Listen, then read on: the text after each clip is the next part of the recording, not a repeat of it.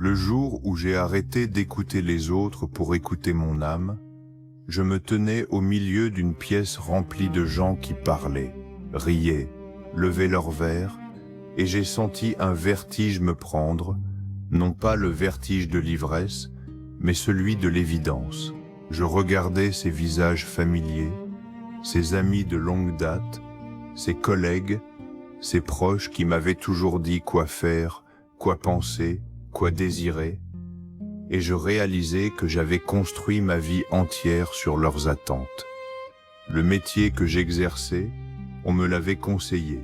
La ville où j'habitais, on me l'avait recommandé. La façon dont je m'habillais, les livres que je lisais, les opinions que je défendais, tout cela venait du dehors, rien ne venait du dedans.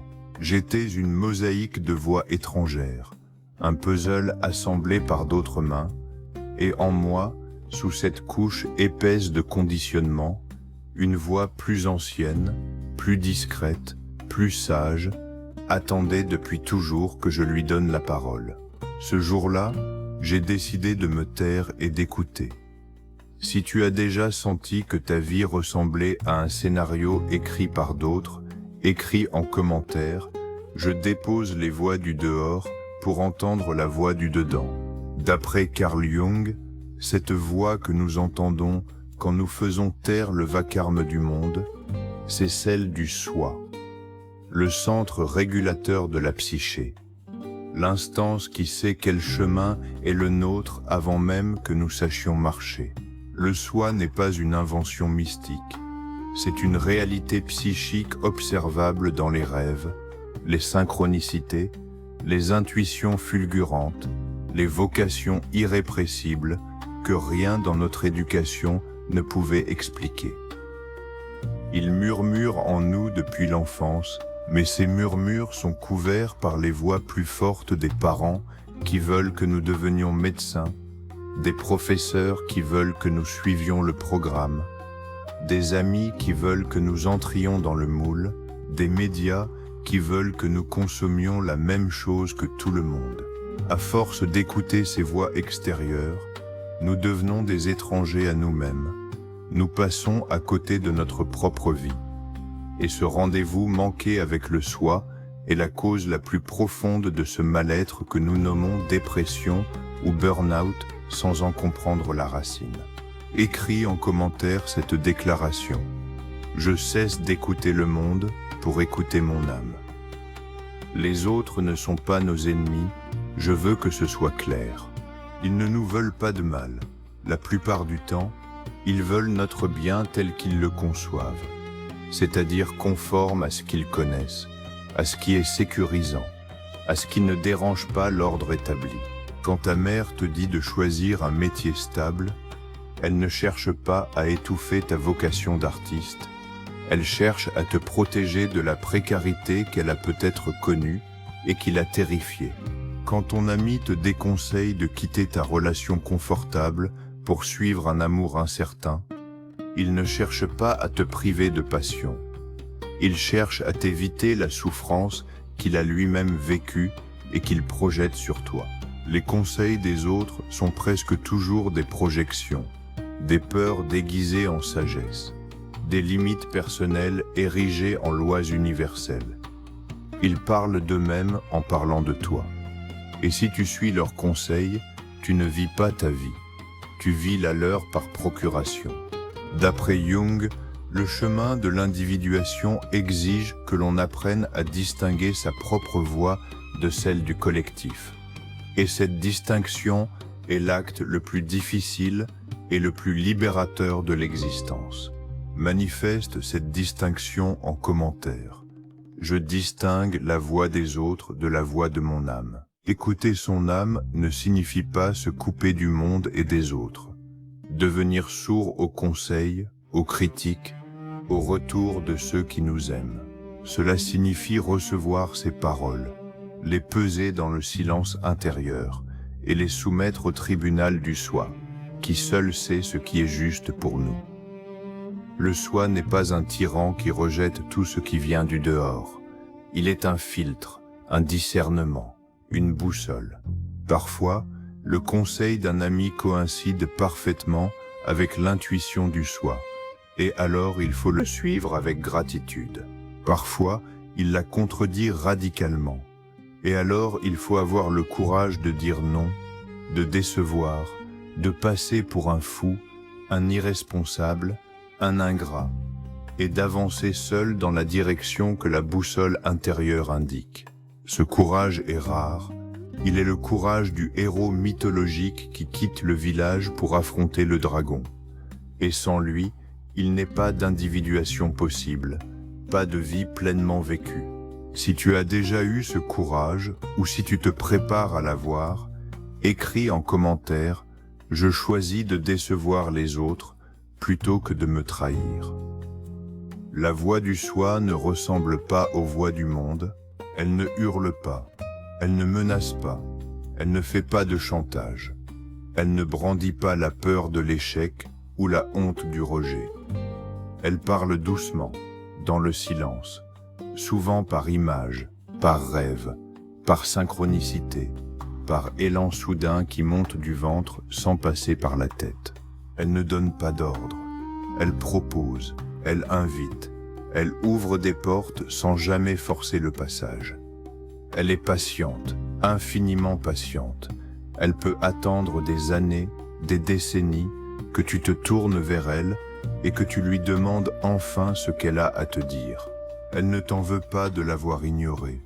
Elle ne te fait pas de reproches. Elle t'accueille à chaque fois que tu reviens vers elle, comme si tu ne l'avais jamais quittée. Le soi est la seule instance en toi qui t'aime sans condition, sans attente, sans projet. Simplement parce que tu es ce que tu es, une étincelle du grand mystère, une manifestation unique de la vie qui cherche à se connaître elle-même à travers toi. Si tu commences à entendre cette voix douce, écris en commentaire. J'entends le murmure de mon âme sous le vacarme du monde. Quand j'ai commencé à suivre cette voie plutôt que celle des autres, ma vie a basculé, non pas dans le chaos que l'on m'avait prédit, mais dans un ordre plus profond, plus organique, plus vivant. J'ai quitté le métier sécurisé pour embrasser une vocation précaire mais vibrante, et au lieu de la misère annoncée, j'ai trouvé une abondance qui ne se mesure pas en chiffres mais en sens, en joie, en éveil le matin avec l'envie de me lever. J'ai perdu des amis qui n'aimaient que mon masque, et j'en ai gagné d'autres, plus rares mais plus vrais, qui aimaient la personne que j'étais devenue. J'ai cessé de plaire à tout le monde, et j'ai commencé à me plaire à moi-même, ce qui est infiniment plus difficile et infiniment plus précieux. Le monde ne s'est pas effondré. Il s'est réorganisé autour de mon centre, et ce qui n'était pas aligné avec ce centre est tombé, non pas comme une perte, mais comme un élagage nécessaire pour que l'arbre puisse pousser plus haut. Écris en commentaire cette confiance. Je fais confiance à mon âme pour réorganiser ma vie. Ce chemin d'écoute intérieure est un chemin de solitude. Il ne faut pas le nier. Plus on écoute son âme, moins on peut suivre la foule. Et la foule n'aime pas ceux qui s'écartent d'elle. On est parfois seul, incompris, jugé, plaint, moqué, et cette traversée du désert est l'épreuve que tout individu doit traverser. Mais cette solitude n'est pas vide, elle est peuplée de la présence du soi, qui devient plus réelle, plus tangible, plus nourrissante que toutes les présences extérieures réunies. Dans ce désert, on apprend que l'on peut marcher sans les regards, danser sans les applaudissements, créer sans la reconnaissance, aimer sans la réciprocité. On devient un être libre, un être debout, un être qui ne quémande plus l'approbation du monde parce qu'il a trouvé en lui la source de toute approbation. Si tu es prêt à traverser ce désert pour trouver cette source, manifeste-le en commentaire.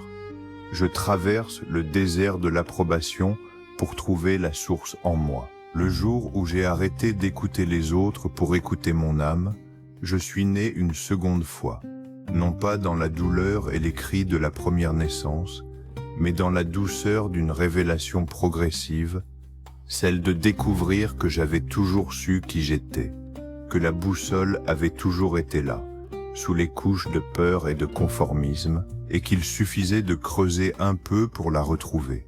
Cette boussole, je ne la lâche plus, je la consulte chaque matin.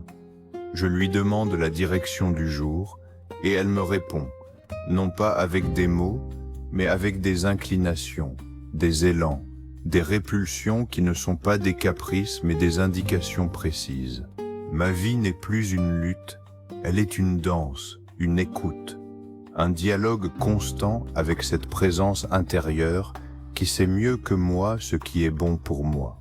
Si tu es resté avec moi jusqu'à cette dernière phrase, si tu as senti que cette libération était aussi la tienne, écris cette ultime vérité en commentaire. Aujourd'hui, j'arrête d'écouter les autres et je commence à écouter mon âme. Je te remercie d'avoir partagé ce moment d'intériorité, d'avoir choisi le chemin de l'écoute plutôt que celui du bruit.